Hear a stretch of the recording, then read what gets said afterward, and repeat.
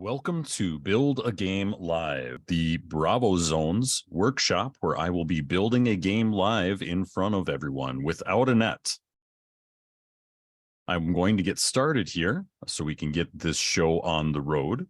My name is Tristan, and I'm an account representative here at C3 SoftWorks for the BRAVOZONE, which is the product. And I'll be going into the template of WHIRL today and be building that live. So I'm going to switch my loading screen off here over to my home page for the BRAVOZONE.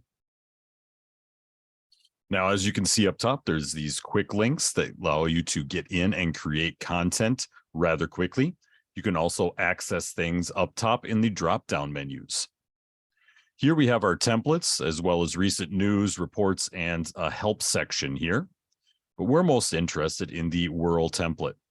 I'm going to draw your attention to the question editor for a moment here. This allows you to input your questions and answers ahead of time, and then just drag and drop them into whatever template you might want to use. You'll see how this works in just a moment. Now, WHIRL, this is a self-paced template.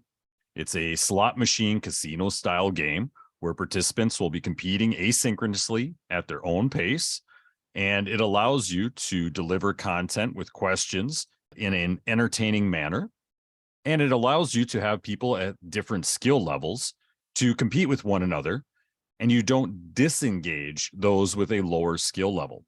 By that, I mean, when you see this WHIRL come up here, if you look at the example on the screen, it's got the standard slot machine fare. It's got the number 7, cherry, clover, that kind of thing.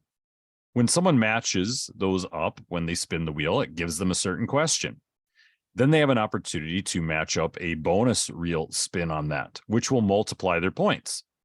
Which means if someone has a lot more experience, is more advanced, knows more about the content, if they don't get any bonus spins or they get the lower bonus spins, they could actually end up getting a lower score than someone who answered fewer questions correctly and is not a content expert.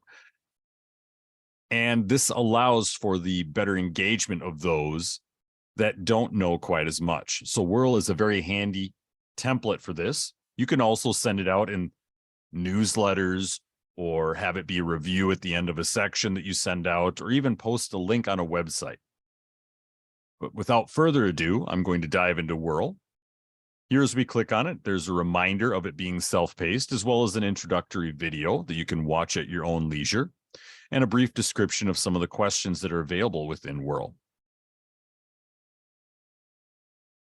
So all of our templates can be built with the same 5 steps. If you master these 5 steps at the top here, you can build in any of our templates. They all have their own individual things that they do and that you have to set, which you will see in a moment with WHIRL, but they can all be built the same way. So the first step is always going to ask you for a title. I'm just going to call this June Build a Game Live. And self-paced is the delivery mode that's the option here. If this template was available in instructor-led, we'd be able to choose from that as well. I'm going to click Create. And now it pops up, and this is different with WHIRL than our other templates, a category. So this is category number 1. Category number 1, I am going to call it something fun like banana. And then I'm going to change the icon here, instead of a cherry, to bananas.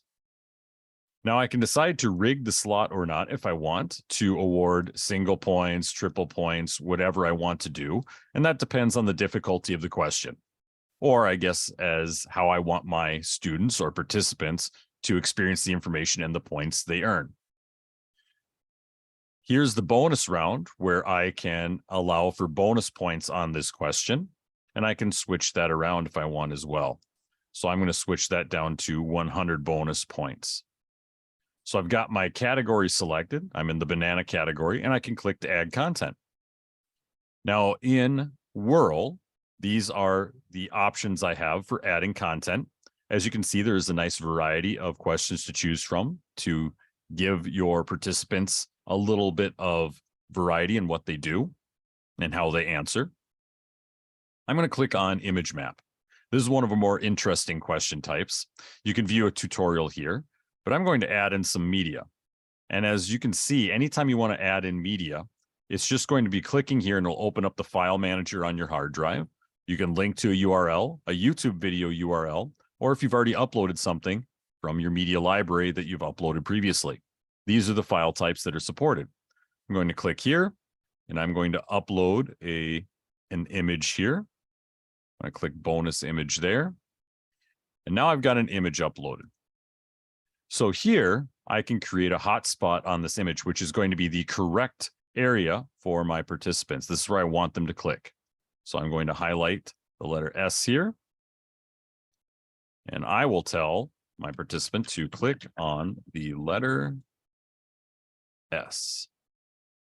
So if I was to preview this question, this is what they would see on their smart device, their tablet, or their laptop, however they're playing along, their PC, their Mac. And they would then have to interact with the image by clicking on the letter S if they wanted to get it correct. So I've got my preview set. If I want to bookend my question with a preview or summary slide, maybe it's a difficult question, so I don't have a wall of text here on my question, I can do so. And I can add content in here, add media. I can even add audio, which I can do for all three of these. Adding audio is as simple as dragging the appropriate file type over using the file manager on your computer, or I can record directly in the program.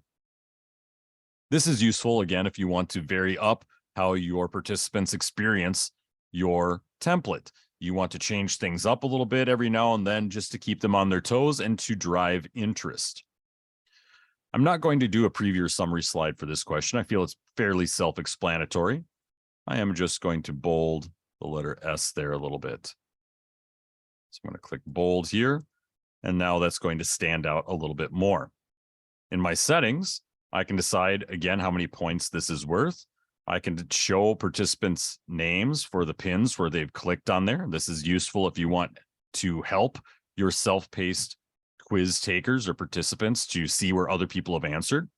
I can decide to allow a retry, or if I want to give feedback and what type of feedback I want to give on the answer.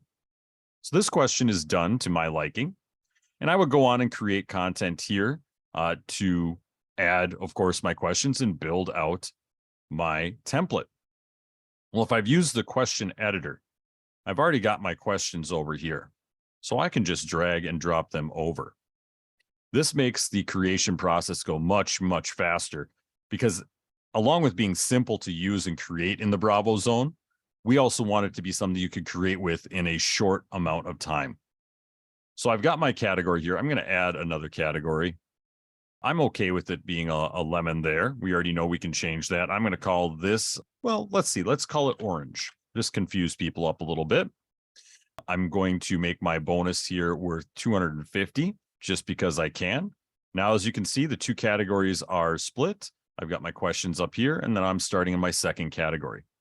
So I'm going to drag another question over there. It's another image mapping question.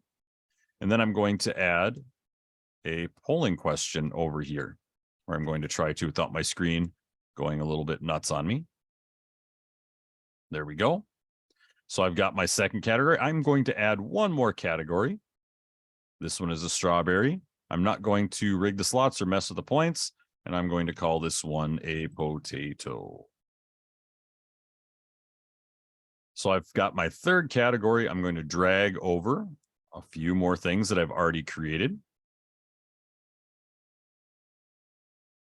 As long as my screen doesn't jump on me there. And now you'll notice it allowed me to add a duplicate question here. Currently, we don't have the ability for this program to recognize when you add duplicate questions. However, that is something that is coming up here in a little bit. So look for that in the future. It'll help you with avoiding that. I'm going to drag this one over now. So I've got three categories with three different questions. This one is a slide, so it's not worth any points. You can also just have informational slides if you want to break things up again. Variety is going to be a key for your development and presentation.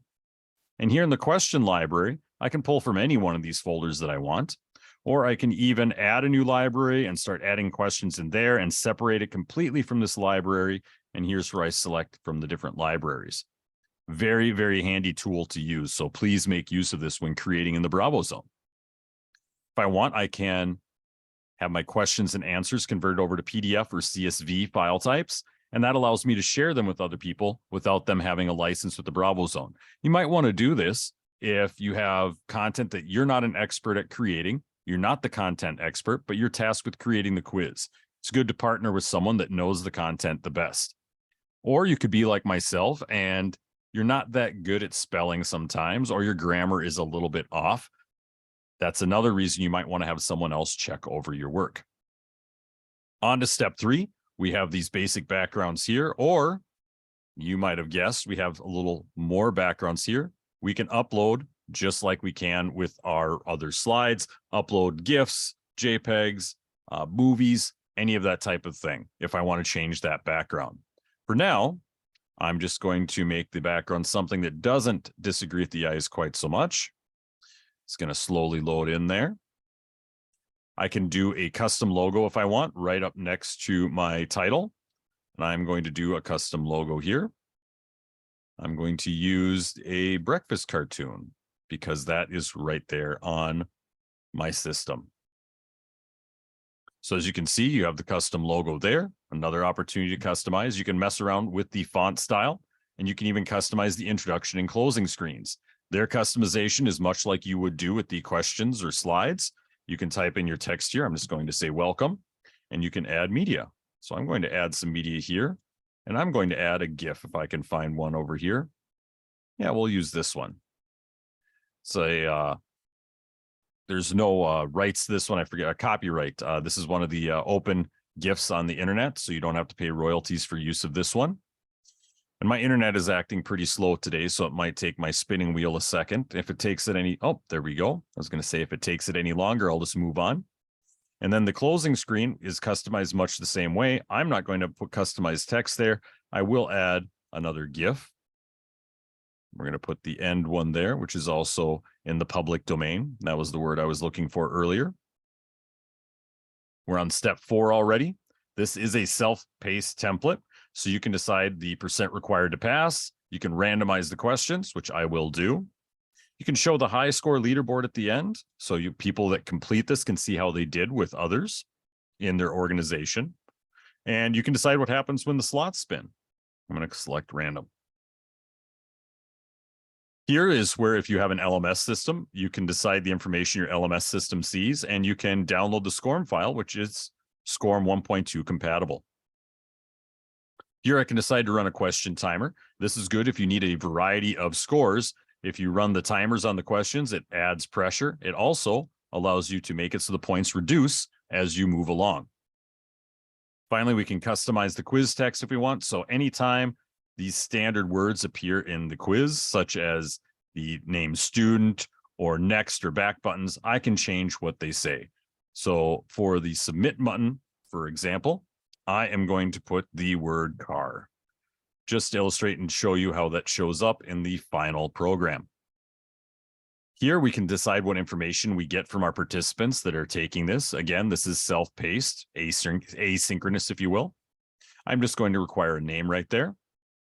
We can choose to have them receive an email when they finish this quiz, which is good for proof of completion. Sometimes you'll have some participants say that they took the template or quiz, but there isn't a score recorded. Then you can ask, did you receive the completion email? If you did, then that might be an error on our end. If you did not, you did not go all the way through. Finally, on this screen, we have allow participants to view reports. This allows your participants to see how they did, see what questions they got wrong, see what ones they got right, and kind of use it as a study guide for the future. So if your end goal is the knowledge retention, that might be a good thing to turn on. If your end goal is to have this as more of an official assessment, you might not want them to have access to the answer sheet at the end. By default, that is off. On the final screen, we have our preview link where you can kind of see how things lay out. I can publish it or practice it. And the description helps me find it in all of my other templates. If I choose to show this in shared content, other users in my organization or builders can see it and have access to it, and I can decide if they can edit it or not. If I select, and by the way, no sign-in required is on by default. If I select sign-in required and go over to options, now they're going to have to register if they've never participated in this before. Email, password, all of that. But this allows you to track your participants much more reliably. Without sign-in required, they can type in any information. So whatever they type in is not going to be cross-checked with anything. So this is good for some quick knowledge checks, nothing official. If you're going to use this more as an official type template, you might want to have sign-in required. So what I'm going to go on and publish this right now. It's set and ready to play. I have a link that is live. I can copy that and paste it again on a website, send out in an email through my LMS. Any way I want to do that, that link will allow my participants to take the quiz that I just created. What I'm going to do then, since this is self-paced, we won't be able to play along together, but I'm going to select practice mode just to show what this might look like if someone was playing along with this on their own. It opens up a separate tab. And now we've got the practice mode here. This won't factor into the final scores or anything like that. I'm going to leave the email with a non-email there. It will allow me to go in. And then here is what this looks like. We can even choose to go full screen with this. We have the welcome message with the GIF, the title, and the logo up in the corner. Here it gives the directions for your participant. And it tells how they can get double and triple points. So I'm going to click spin here. There is no double points on that one, regular points. One of the ways to find out if a bank is FDIC insured is to ask a bank representative. I'm going to click true there, and instead of submit, you can see car is down there. The two other ways to find out are to look for the FDIC sign at the bank or to use the FDIC's Find Bank tool. This is a slide. Slides are a nice way to break up questions and to convey more information within gamification. So now I get my bonus spin. And I got 200 points. Exciting stuff. Now we're on to my next category. And again, I did not have multiples of the lemon, so it was not a bonus spin or a bonus point spin. On the document, click where control number and other would be filled out. So there's other and control number. I'm going to submit there. I got that correct. 60 points because I took my time with answering. This is the next question in the category. It has a nice embedded YouTube video here. I'm going to say I love the BRAVOZONE. That got me some points. Here's my bonus spin. We're on the second to last category. So let's see if I get to multiply my points. I did get to multiply them a little bit. Last category. Double points on this one. So now I must make sure that I get my answer correct. Luckily, this is a non-difficult one. I'm going to interact with that picture there. I selected the right answer. Here we have a preview slide talking about OSHA. Employees need to wear a protective helmet when working in areas where there's potential injury from blank. I'm going to click falling objects. Now I get my bonus spin. And all of these bonuses, the multiplications in these categories, really will help with the engagement of people in your organization, especially with the wide range of skills. So here I've got my closing screen, my GIF. I can look at my overview, and I have passed 100% answered correctly. Since I am the only participant, there is no leaderboard to view. And now that I'm done, I've got to this final screen as a participant. My score has been recorded, and if I had selected the email to be turned on, I will receive my completion email. I'm going to close out that window, and that is the building of a WHIRL template. Did that all in about 20 minutes. Now, it would probably go a lot faster if I wasn't talking over everything. So you can see how beneficial the creation of questions ahead of time in the question editor is, and having those in your library, and how fast this creation process can really go, especially if you've got some stored up images and GIFs on your hard drive.